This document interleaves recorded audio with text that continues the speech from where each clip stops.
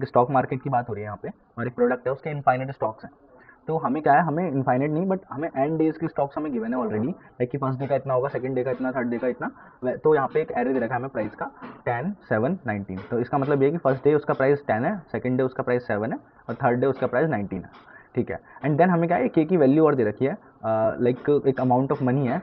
तो उस बेसिस पर हमें बताना है कि लाइक कस्टमर के पास अगर के अमाउंट ऑफ मनी है तो वो कितने स्टॉक्स बाय कर सकता है। हमें मैक्सिमम नंबर ऑफ स्टॉक्स बताने कि कस्टमर बाय कर सके। बट इसमें एक और कंडीशन दे रखी है, लाइक कि आई डे के दिन वो आई स्टॉक्स ही खरीद सकता है। लाइक कि फर्स्ट डे के दिन वो एक ही स्टॉक खरीद सकता है, सेकंड डे के दिन वो 2 ही स्टॉक खरीद सकता है, और थर्ड डे के दिन वो 3 ही स्टॉक खरीद सकता है। ये है क्वेश्चन का मतलब। तो कस्टमर के पास अगर टोटल अमाउंट ऑफ मनी के है तो वो किस तरह स्टॉक्स को खरीदे ताकि उसके स्टॉक्स मैक्सिमम हो जाए, ये है मेन क्वेश्चन। तो इसको सॉल्व करने के लिए हम सबसे पहले क्या सोच सकते हैं, लाइक कि यहाँ पे अगर फर्स्ट ऑफ ऑल पहली बार कोई इस क्वेश्चन को पढ़ रहा है तो नहीं पता ये किस टाइप का क्वेश्चन है, तो वो ये सोचेगा कि मुझे मैक्सिमम नंबर ऑफ स्टॉक्स करने हैं। सबसे ज़्यादा स्टॉक कब आएंगे, जब मैं कम प्राइस में ज़्यादा स्टॉक खरीदूंगा। ये सोच होनी चाहिए। लेकिन अगर कम प्राइस में ज़्यादा स्टॉक खरीदूंगा तो ही तो मेरे पास सबसे मैक्सिमम नंबर ऑफ स्टॉक्स आएंगे। तो इसका मतलब कि हमें छोटे वालों को पहले खरीदना है, मतलब कम प्राइस वालों को पहले खरीदना है और ज़्यादा प्राइस वालों को बाद में खरीदना है। इसका मतलब कि कहीं ना कहीं हमें इसे शॉर्ट करना होगा असेंडिंग ऑर्डर में, लाइक 7 पहले, 10 बाद में और 19 उसके बाद। तो हम क्या करेंगे, पहले से शॉर्ट कर लेंगे, देन उसके बाद आप क्या कर सकते हैं। बट हमारे पास तो एक कंडीशन और है, लाइक कि हम जिस डे पर है उतने ही स्टॉक खरीद सकते हैं। लाइक फर्स्ट डे को हम एक ही स्टॉक खरीद सकते हैं, सेकंड डे को हम 2 और थर्ड डे को हम 3।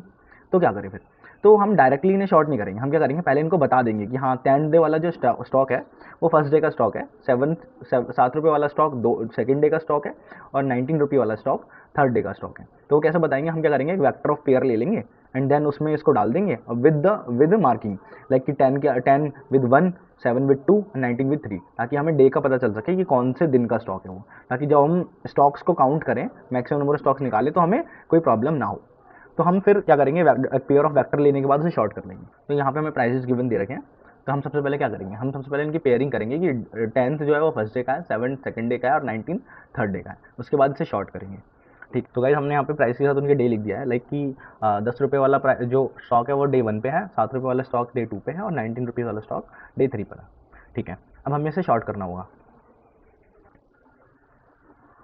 तो गाइज अब हमने इसे शॉर्ट भी कर लिया है, एंड देन अब हम क्या चेक करेंगे कि जो हमारे प्राइजेस हैं और जो उनके डेज हैं, तो उनका जो मल्टीप्लिकेशन है, जो प्रोडक्ट है वो के से कम होना चाहिए, तभी वो सारे के सारे तभी हम उस डे के सारे स्टॉक खरीद सकते हैं। तो सपोज हम डे 1 की बात करते हैं, हमने क्या करा कि हमें हमें मिला ये 7 रुपये का स्टॉक है, डे 2 की बात हो रही है, तो यहाँ पे हो गया 14 के से कम है क्या, हम चेक करेंगे क्या 14 के से कम है या उसके इक्वल हो। हाँ, ये कंडीशन ट्रू हो गई। अब यहाँ पे अगर ये कंडीशन ट्रू हो गई है तो इसका मतलब कि हाँ भाई हम दोनों स्टॉक खरीद सकते हैं। तो हम क्या करेंगे कि दोनों के दोनों स्टॉक को काउंट कर लेंगे अपने यहाँ काउंट में, दोनों स्टॉक काउंट हो गए। अब हम क्या करेंगे, सेकंड वाले पे चलते हैं। हमने देखा 10 रुपये का स्टॉक है और डे 1 का है, तो अब हम इसे भी खरीद लेते हैं सपोज। तो हम क्या करते हैं, 10 इंटू 1 कितना है 10। क्या ये अभी के से कम है, के अब चेंज हो चुकी है की वैल्यू, के की वैल्यू 45 नहीं रही है, अब के की वैल्यू यहाँ पे के माइनस 14 कर दिया हमने यहाँ पे, क्योंकि हमने यहाँ पे 14 यूज़ कर लिया ना।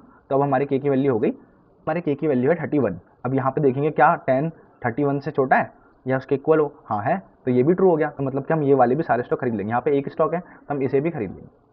ठीक है, ये भी हो गया। अब क्या करना है, अब के की वैल्यू फिर कम हो गई, अब के की वैल्यू फिर कम हो गई, अब के की वैल्यू 21 हो गई।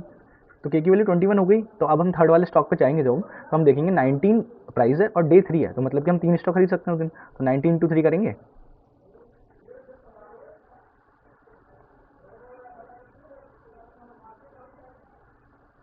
57 आएगा। 57 क्या 21 से कम है ना, ये तो नहीं है। अब क्या करें, ये तो कम नहीं आया। तो हम अब यहाँ पे ये देख लेंगे कि हम अगर हम पूरे 3 के 3 स्टॉक नहीं खरीद सकते तो हम कितने खरीद लें फिर, ऐसा कि हमारा काम चल जाए। लाइक 3 नहीं तो 2 तो खरीद लें, 2 नहीं तो 1 तो खरीद ही पाए। तो वो चेक करने के लिए हम क्या करेंगे कि 21 हमारे पास के की वैल्यू बची हुई है, मतलब इतने पैसे हमारे पास बचे हुए हैं अभी। तो अगर इतने पैसे बचे हैं और अगर इसे मैं 19 से डिवाइड कर दूँ तो कितना, 1 आएगा। डेसिमल वैल्यू को हटा दें तो 1 आएगा। तो अगर 1 आ रहा है इसका मतलब मैं एक स्टॉक अब भी खरीद सकता हूँ 19 रुपये खर्च करके। पूरे 21 नहीं कर पाऊंगा बट 19 तो कर पाऊंगा, तो 19 कर पाऊंगा तो एक स्टॉक में खरीद सकता हूँ अब भी। तो हम इसमें क्या करेंगे, तो जो हमारी के की वैल्यू बची होगी उसे प्राइस वैल्यू से डिवाइड कर देंगे, ताकि जो भी वैल्यू आएगी हम उतने प्राइस उतने स्टॉक अब भी खरीद सकते हैं, हमें वो वैल्यू मिल जाएगी। लाइक लास्ट में 21 रुपीज़ बचे हुए थे, 19 रुपये का एक स्टॉक था, डे 3 था, हम 3 स्टॉक खरीद सकते थे, बट हम एक ही खरीद पाएंगे क्योंकि हमारे पास पैसे कम है। पैसे कम है इसलिए हम पैसों को प्राइस से डिवाइड करेंगे, जितने स्टॉक्स बनेंगे उतने खरीद लेंगे। लाइक 21 डिवाइड बाई 19 1 बनाया, तो हमने एक स्टॉक खरीद लिया। टोटल हमारे पास 4 स्टॉक आ गए 45 रुपीज़ में। टोटल 45 रुपीज़ खर्च नहीं हुए हमारे, टोटल रुपीज़ खर्च हुए हैं 43, 2 रुपये हमारे बच गए हैं अभी। बट कोई नहीं, हमें उससे कोई मतलब नहीं है, हमें टोटल ये पता लगाना है कि हम 45 रुपीज़ के अंदर कितने स्टॉक खरीद सकते थे। तो हम 4 स्टॉक्स खरीद सकते थे। काफ़ी सिंपल अप्रोच है, मैं आपको इसका कोड दिखा देता हूँ एक बार। तो आप इसका कोड देख सकते हो। लाइक कि सबसे पहले मैंने जैसा बोला था कि हम क्या करेंगे, उसे पेयर ले लेंगे, एक पेयर ऑफ वेक्टर, और उसके अंदर उसका इंडेक्स नंबर डाल देंगे। लाइक इंडेक्स नंबर इसलिए क्योंकि हमें डे का पता लगाना है ना। तो मतलब कि पहला स्टॉक फर्स्ट डे, दूसरा स्टॉक सेकंड डे, तीसरा स्टॉक थर्ड डे। तो यहाँ पे हमने वेक्टर ले लिया है और हम यहाँ पे पुश कर रहे हैं वैल्यू को। मैंने i+1 इसलिए लिया है क्योंकि नॉर्मली जो इंडेक्सिंग होती है वो 0 से होती है ना। तो 0 से इंडेक्सिंग लेंगे अगर हम प्राइस की, तो अगर हमें डे 1 से शुरू करना है तो हमें एक बढ़ा के ही उसके अंदर वेक्टर के अंदर डालना पड़ेगा। तो इसलिए हमने वेक्टर के अंदर पुश करने से पहले एक इंक्रीज कर दिया। लाइक कि अब यहाँ पे जब 10 जाएगा तो यहाँ पे 10 के साथ 0 नहीं, 10 के साथ 1 जाएगा, क्योंकि एक हमने इंक्रीज कर दिया। 10 के साथ फर्स्ट, 7 के साथ 2 और 19 के साथ 3, ऐसे वेक्टर के अंदर पुश हो जाएंगी वैल्यूज़। लाइक अब हमारे वेक्टर के अंदर ऑलरेडी वैल्यूज़ आ चुकी हैं। अब हमने क्या किया, वेक्टर को शॉर्ट कर दिया। अब हमने नॉर्मल, इसके अंदर पेयर है, बट अगर हम नॉर्मल शॉर्ट लगाते हैं तो उसमें क्या होता है, फर्स्ट वैल्यू के हिसाब से शॉर्ट कर देता है। मतलब कि जो प्राइस वैल्यू होगी उसके हिसाब से शॉर्ट कर देगा। मतलब कि इन वैल्यूज़ के हिसाब से शॉर्ट हो जाएगा। 7 वाली वैल्यू पहले आ जाएगी, 10 बाद में, 19 उसके बाद, इस तरह शॉर्ट हो जाएगा। उसके बाद हमने एक आंसर वेरिएबल ले लिया, उसके अंदर हमने 0 वैल्यू रखी स्टार्टिंग में। उसके बाद हमने क्या किया, एक एक करके निकालना शुरू किया। तो शॉर्ट करने के बाद हम क्या करेंगे, हम एक आंसर नाम का वेरिएबल लेंगे और हम क्या करेंगे, एक एक करके लूप चलाएंगे पूरे वेक्टर पे और एक एक वैल्यू को निकालेंगे। जब हम फर्स्ट वैल्यू निकालेंगे तो उसका प्राइस निकालेंगे डॉट फर्स्ट करके, क्योंकि हमने पेयर लिया है। उसके बाद मैक्स स्टॉक निकालेंगे, कितने स्टॉक्स, मतलब हम पर डे के हिसाब से निकालते हैं, डे ही उसके मैक्स स्टॉक्स हैं। लाइक फर्स्ट डे है तो उसके मैक्स स्टॉक एक है, और अगर डे 2 है तो उसके मैक्स स्टॉक्स 2 हैं, लाइक दैट। तो यहाँ पे वेक्टर सेकंड वाले में आएगा मैक्स स्टॉक्स एंड देन उन दोनों का मल्टीप्लाई। ये हमने ये बना दिया एनुअल मल्टीप्लिकेशन के लिए, दोनों का मल्टीप्लाई कर दिया। अब हम क्या चेक कर रहे हैं कि जो दोनों का मल्टीप्लाई आ रहा है वो जो हम पे टोटल मनी के, जो हम पे टोटल मनी है उस टाइम पे, उससे कम है क्या या उसके बराबर है क्या। अगर है तो के में से उतनी वैल्यू माइनस कर देंगे पहले। तो हाँ भी उतने पैसे हमने खर्च कर दिया और वो सारे स्टॉक खरीद लिया हमने उसके। मतलब कि जितने भी उसके मैक्स स्टॉक्स थे हमने वो सारे खरीद लिए, क्योंकि उसकी जो रेंज आ रही थी मल्टीप्लाई करके वो कम ही आ रही थी हमारे पैसों से। तो मतलब अगर कम आ रही है तो हम अपने पैसे खर्च कर सकते हैं उन सारे स्टॉक्स को खरीदने के लिए। तो हमने खरीद लिया। उसके बाद हमने क्या किया, उसके बाद हम आए सेकंड वाले पे, सेकंड 10 वाले पे, जैसा हमने एग्जांपल में देखा था 10 वाला भी हमने खरीद लिया।